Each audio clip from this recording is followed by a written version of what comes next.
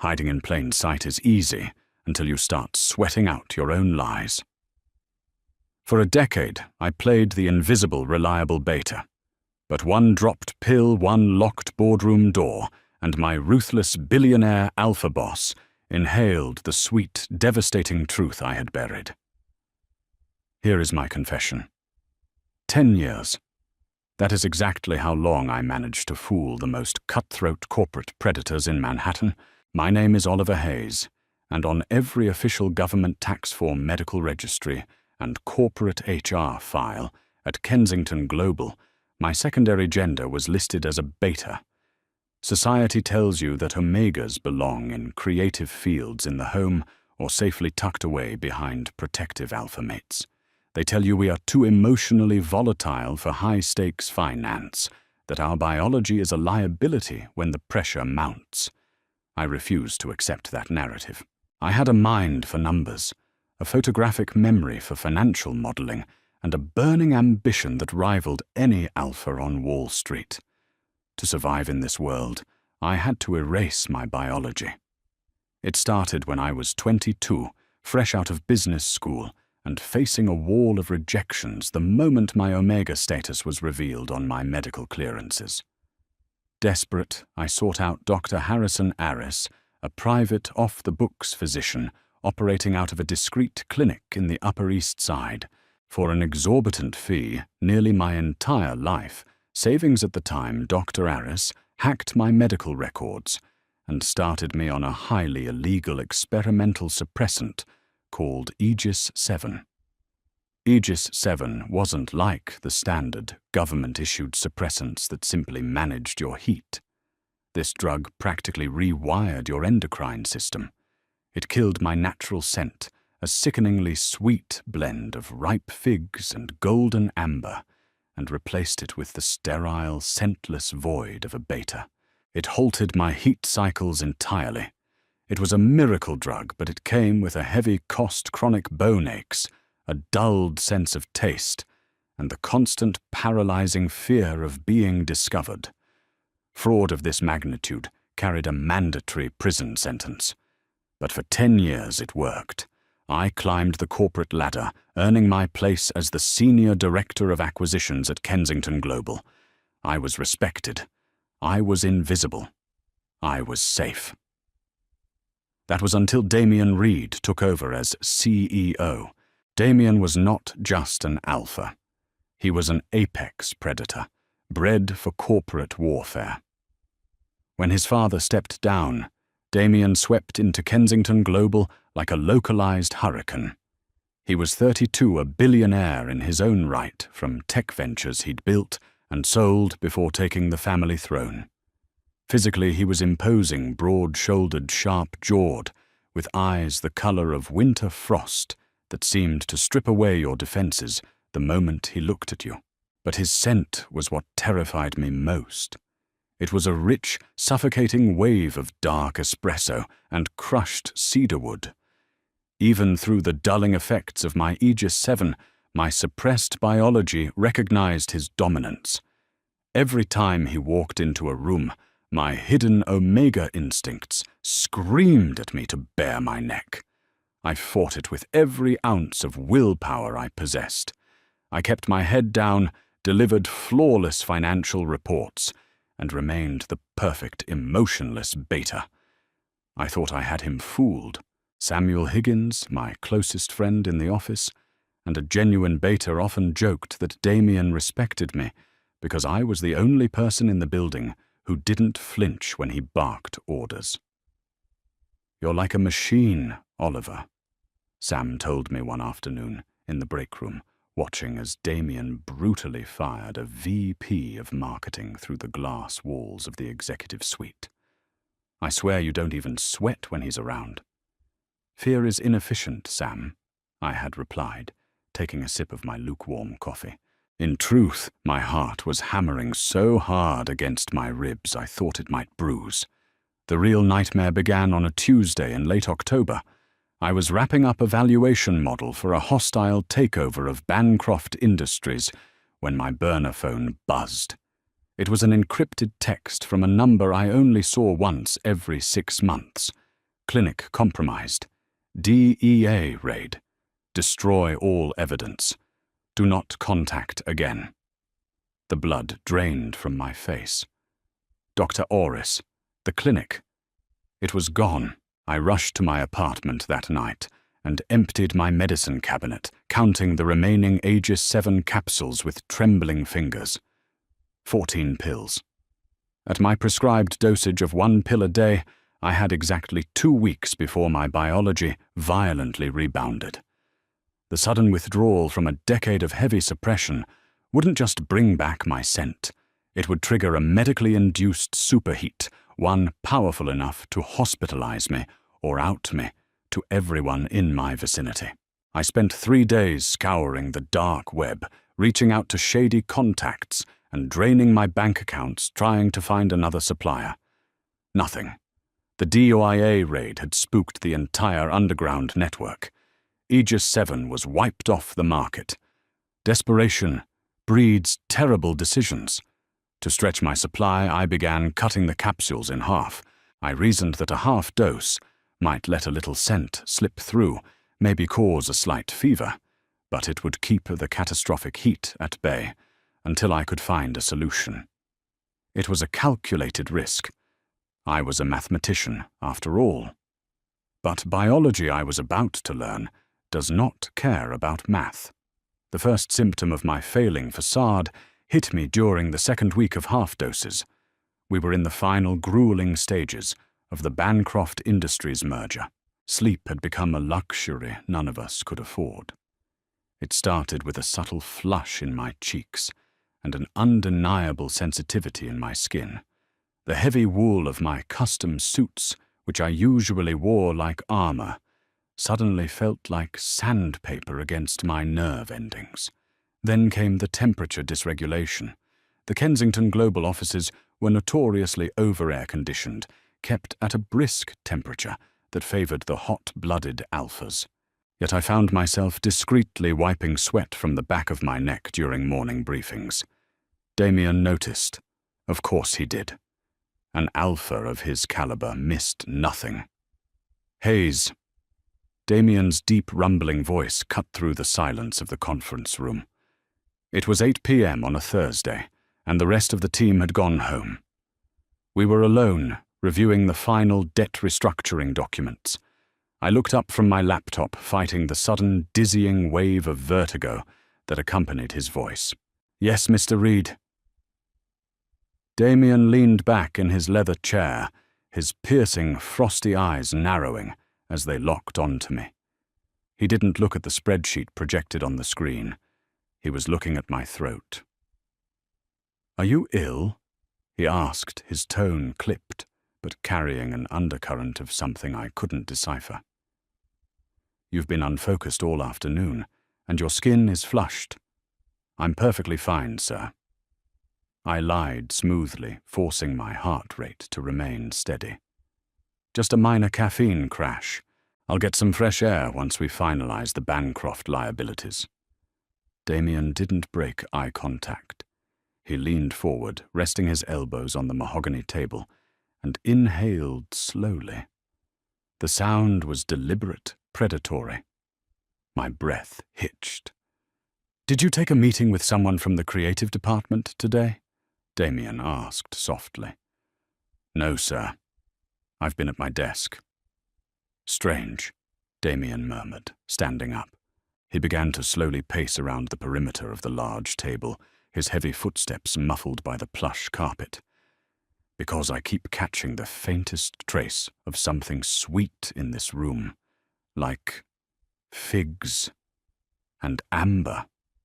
Panic, cold and sharp, pierced through my chest. My half-doses were failing. The scent was leaking through. I gripped the edges of my laptop tightly to stop my hands from shaking. I bumped into a courier in the lobby. I lied my voice, remarkably even. "An Omega." They bumped into my shoulder. The scent must have transferred to my jacket. You know how strong those designer pheromone perfumes can be. Damien stopped right behind my chair. The proximity of his powerful alpha aura was suffocating. My hidden Omega instincts were screaming, begging me to tilt my neck to submit. The air crackled with invisible electricity. I could feel the heat radiating from his large frame. "Is that so?" Damien whispered, leaning down. His nose brushed the collar of my jacket, hovering mere millimeters from my scent gland. A violent shiver ripped through my spine. "You should have the jacket dry cleaned, Hayes. It's distracting." "I will, sir," I choked out. He lingered for a second too long before stepping away. "Go home, Oliver. We will finish this tomorrow. Don't be late." I barely remember packing my briefcase. I practically sprinted to the elevator, my chest heaving, as I finally escaped the building. When I got home, I collapsed onto my bathroom floor, drenched in sweat. I had only 3 half pills left. The math was catching up to me. The climax of my disaster arrived exactly 2 days later, on a Saturday night. The Bancroft deal was imploding due to a last-minute regulatory hurdle, and Damien had summoned the core executive team to the office to salvage it. By 10 p.m., everyone else had been dismissed to run damage control remotely. It was just Damien and me left in the 40th floor executive boardroom. To make matters worse, building maintenance had shut down the central HVAC system for weekend repairs. The air in the boardroom was stagnant, thick, and rapidly warming up. I was operating on fumes. I had taken my final half dose of Aegis 7 at dawn. My body was an absolute war zone. A deep, agonizing ache throbbed in my lower abdomen, the undeniable precursor to a heat. My vision kept blurring, and the rich espresso and cedar scent of Damien was practically intoxicating me, dragging me closer to the edge of an instinctual drop. The numbers on page 42 don't align with their reported Q3 earnings, Damien growled, throwing a thick binder onto the table. "They're hiding debt in a shell company. Find it, Hayes." I'm looking, sir," I stuttered. My voice sounded weak, breathy. I reached for my water glass, but my hand was shaking so violently that I knocked it over. The water spilled across the mahogany, soaking into my notes. "Damn it, Hayes, what is wrong with you tonight?"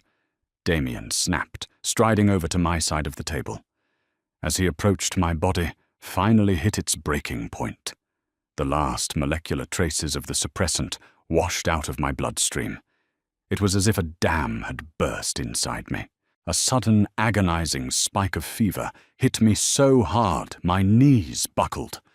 I slipped out of my chair, collapsing onto the carpeted floor with a sharp gasp. And then it happened. Without the Aegis 7 blocking my glands, my true scent exploded into the stagnant air of the boardroom. It wasn't a faint trace anymore.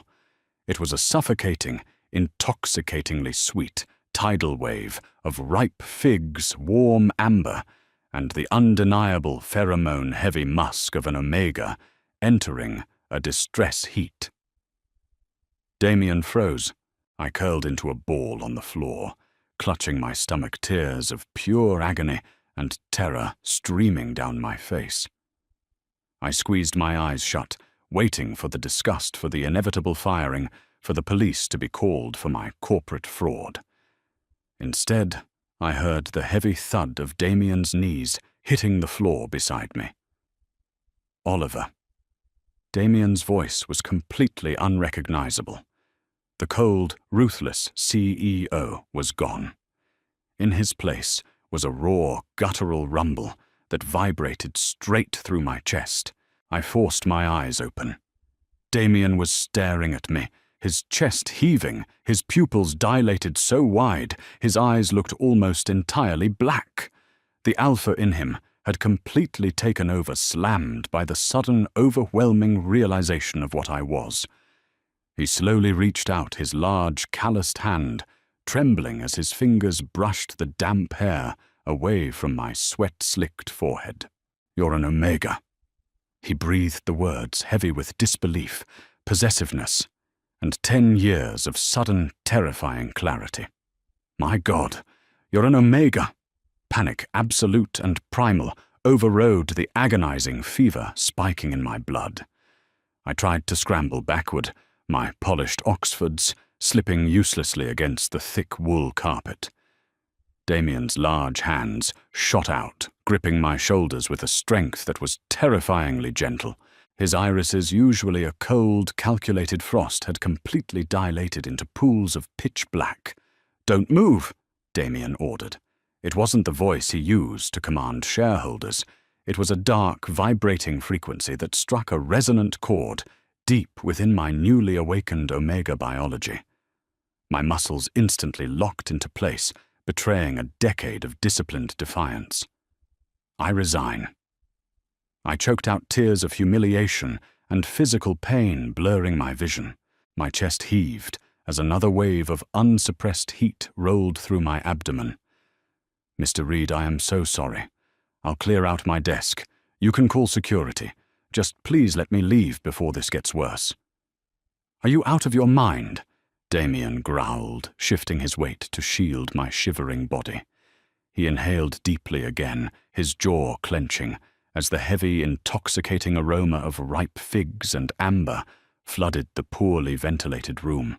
"If you walk out into that hallway right now, every alpha on the night shift, from building maintenance to the junior analysts on the 32nd floor, will smell you. You are in a chemically unsuppressed, rebounding distress heat, Oliver. You wouldn't make it to the elevator lobby." He was right, and the mathematical certainty of it crushed me. I was trapped. Without breaking eye contact, Damien reached into his suit pocket and pulled out his phone. He dialed a number from memory, his other hand sliding down my arm to firmly clasp my trembling wrist.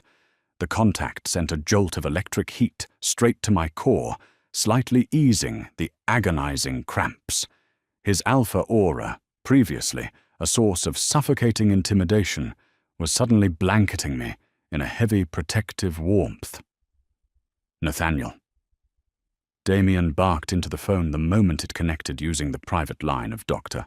Nathaniel Pierce, a highly discreet physician affiliated with Mount Sinai's VIP ward.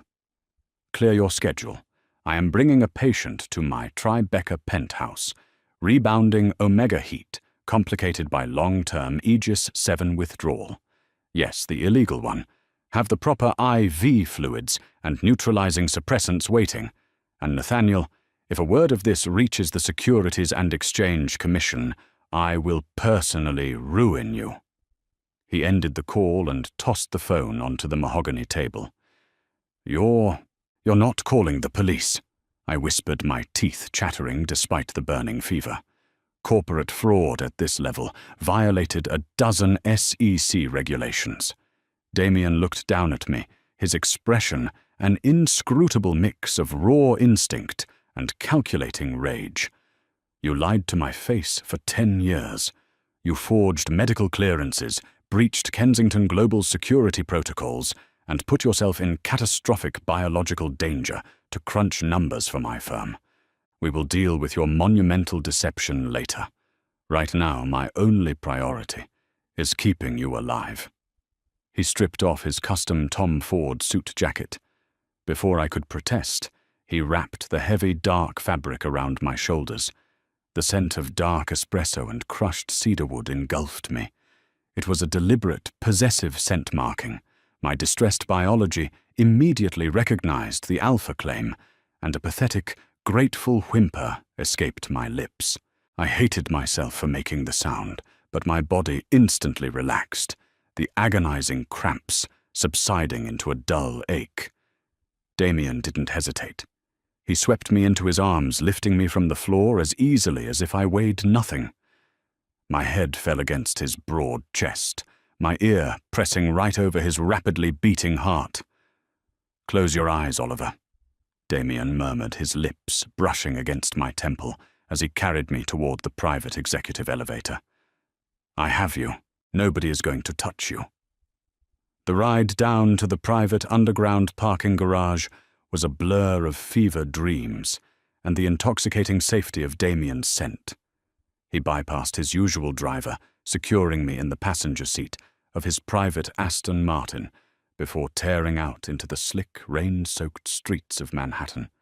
The entire drive, he kept his right hand firmly resting on my knee, grounding me, his thumb rhythmically stroking the fabric of my trousers to keep my escalating panic at bay. When we arrived at his penthouse, Dr. Pierce was already waiting in the private foyer. The doctor took one look at my flushed face and the heavy territorial glare Damien shot him, and immediately went to work.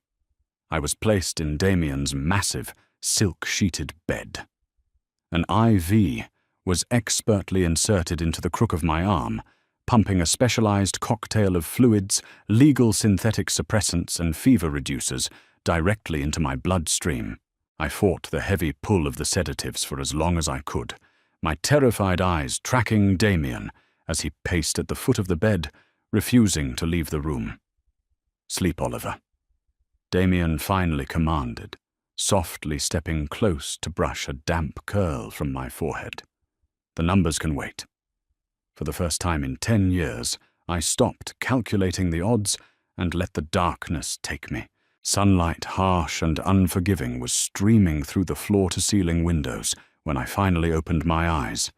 The agonizing fire in my veins was completely gone, replaced by a deep, exhausting lethargy. I was wearing a ridiculously oversized grey t-shirt that smelled strongly of espresso and cedarwood. I pushed myself up against the headboard, taking in the minimalist, ultra-modern luxury of Damien's bedroom.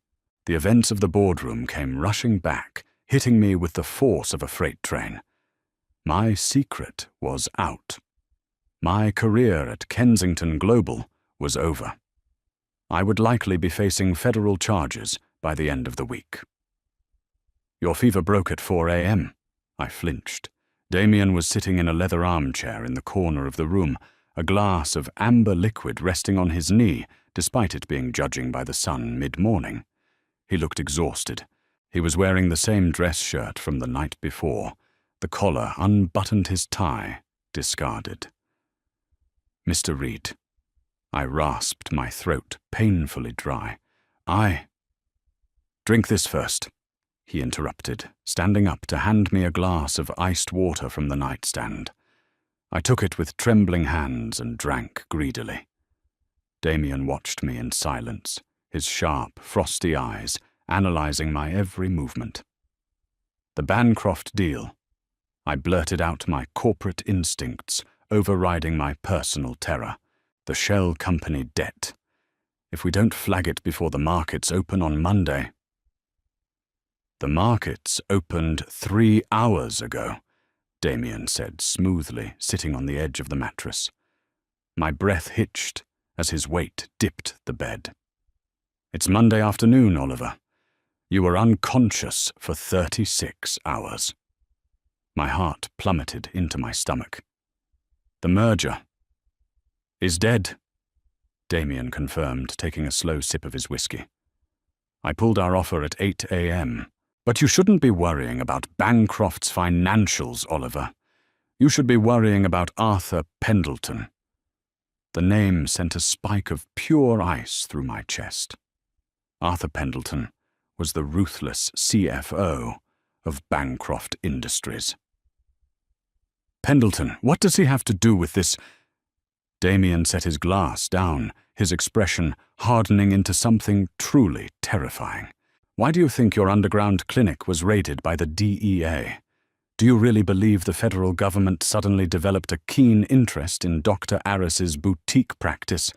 I stared at him, my mind racing to connect the data points. "Pendleton, he orchestrated the raid.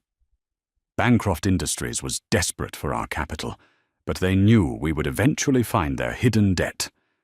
Damien explained, his voice a low, dangerous rumble. "Pendleton hired a corporate espionage firm to dig up blackmail material on my executive team. They found Dr. Orris. They tipped off the feds, accessed the seized servers before the DEA locked them down, and found a decade's worth of illegal Aegis 7 prescriptions bearing your biometric data." The room spun. My perfectly constructed life wasn't just crumbling, it had been detonated. Pendleton called me on my private line yesterday morning, while you were unconscious. Damien continued, leaning closer. The heavy protective alpha scent washed over me again, anchoring me.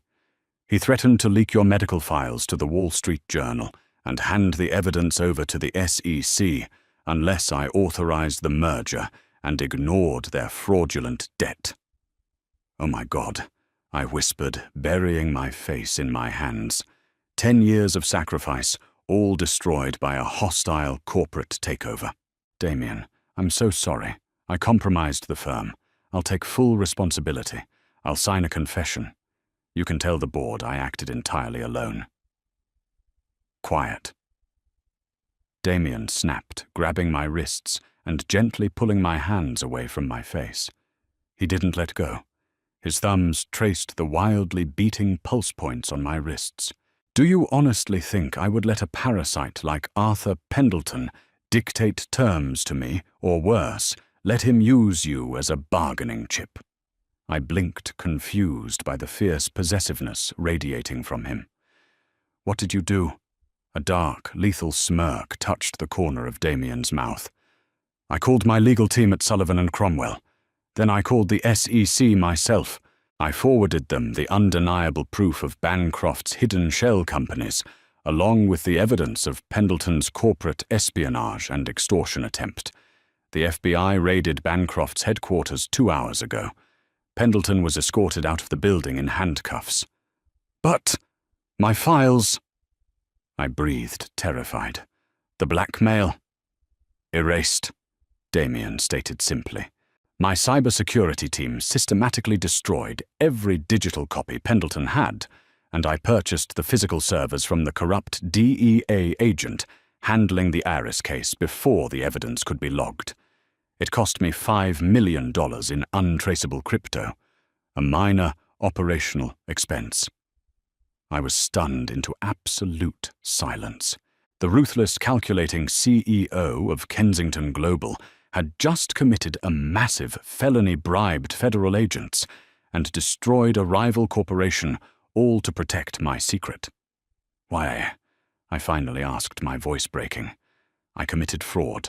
I lied to you. Why would you risk everything to protect me? Damien shifted closer, his large frame crowding my space.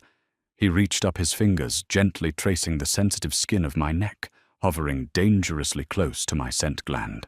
A shiver of pure, unadulterated longing ripped through me. Because you belong to me, Oliver, Damien whispered, his frosty eyes burning with an intensity that stripped away all my defenses. I always knew there was a wall between us. I thought you were just the most brilliant, unreachable beta I had ever met. But when your scent hit that boardroom, everything clicked into place. The way my instincts flared every time you entered my office. The way I couldn't stand seeing you work late with anyone else. You are an Omega, and whether you realize it yet or not, you are my Omega.